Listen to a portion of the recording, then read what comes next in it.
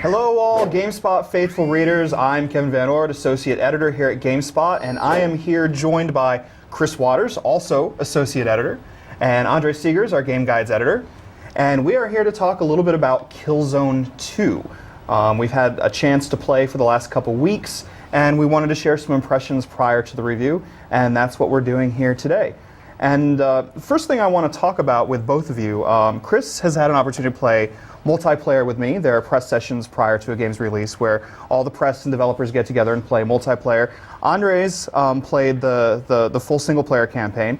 And so one thing that we can all bring together and talk about is, as I'm sure everybody wants to hear about anyway, are Killzone 2's visuals. And I'm just going to give it to Chris because I want to hear what you have to say. You know, Kevin, you were playing through the single-player campaign a lot and just constantly exclaiming, "Oh my God, this game looks great! This game looks awesome!" And then of course, I'd run around and check it out, and the game does look great. Watching it in action, it's smooth and fluid like you expect an FPS to be, but it uses all these great effects to create really this foreign environment. You know, it's on an alien planet. It takes place. It's industrialized. It's gritty. It's dark, and you got some filters across the screen that just really give it this rich, almost artistic feel. I know that Andre definitely has some feelings about the visuals as well, and I want to hear what you've got to say. Well, I mean, it does some things very well. Animation, lighting. I think the lens flares are some of the best I've ever seen in a game.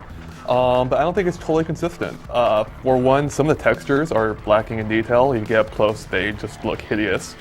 And the character models, they are some of the ugliest characters I have seen since Oblivion. They are hideous.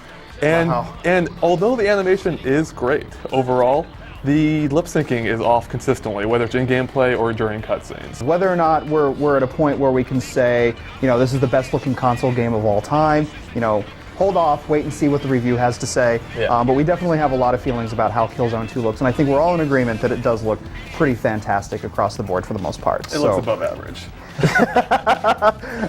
Since we've sort of moved on to talking about some of the mechanics, there are definitely some differences between Killzone 2 and your average first-person shooter. And you know, I want to talk a little bit about those things. And one thing that I first want to talk about before we even get into weapons and shooting is I want to talk a little bit about the movement mechanics, because movement in Killzone 2 definitely feels a lot different than most other first-person shooters. And what did you think, Andre, about the way you move about? Can you describe how that feels? Yeah, I totally can. It feels like you're moving through molasses almost. And you know, as I can understand why they did that, they try to make it more deliberate with a slower running speed than your average shooter. But my biggest qualm with the controls are that there's actual latency with them. If you perform an action, it takes about a quarter to half a second before it actually responds on screen. For instance, if you move your joystick all the way left or right, so it makes so you can hear the click when it hits the plastic edge, it takes a moment for it to respond on screen, and that to me is just a huge annoyance. So it often results in your crosshair just zooming over the enemy, and it just makes aiming a chore. I view it as a hybrid of Call of Duty and Gears of War. You know, with Gears of War, you're moving at a plodding pace, and except for when you're roadie running, and then you're moving at a pretty good clip.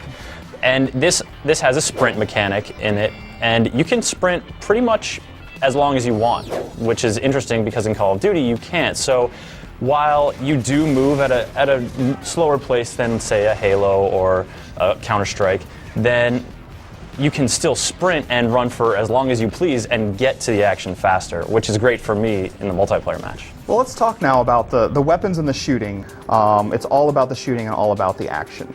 And you know, you definitely go through a lot of different environments in Killzone 2.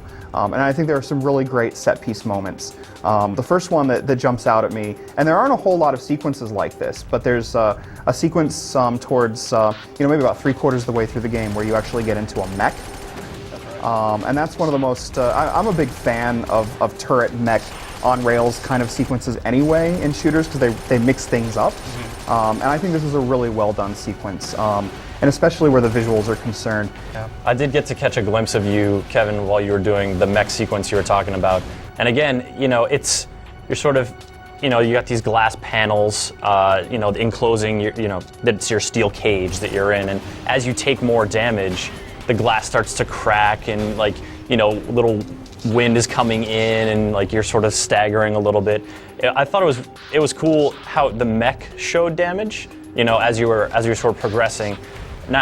But when you're just a soldier, it shows damage with like sort of that encroaching red splatter. It does a very Call of Duty 4 type thing. We've seen this before where a shooter takes the HUDless approach. The heads-up display is mostly gone from Killzone 2 with some added things here and there, like if you need to use a compass to get to where you need to go, you can get a little marker to show you where you need to go next. But for the most part, it takes the HUDless approach. So when you're close to death, the darkness encroaches, the redness encroaches, and actually things get very black and white. If you're really close to death, there's essentially no color on the screen. The sound is very muffled.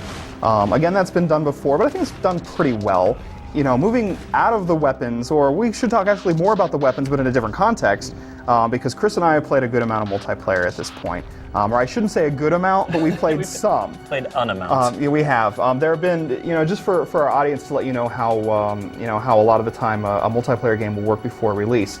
There will be scheduled sessions between members of the press and the development team, and there have been 3 of those total, totaling an hour each. So altogether, we've gotten a chance to play 3 hours worth of Killzone 2.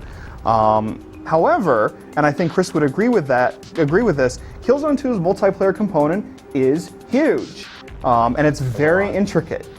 So 3 hours is certainly not enough time to be able to say, hey, this is good, or this is bad, or this is in between.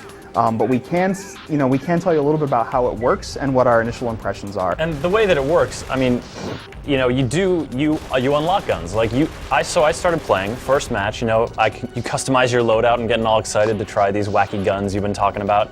And I can only choose, the standard battle rifle, the assault rifle or whatever, just a machine gun. Right. And all right, that's cool, like because it works, it works well. I'm a grunt soldier, all right.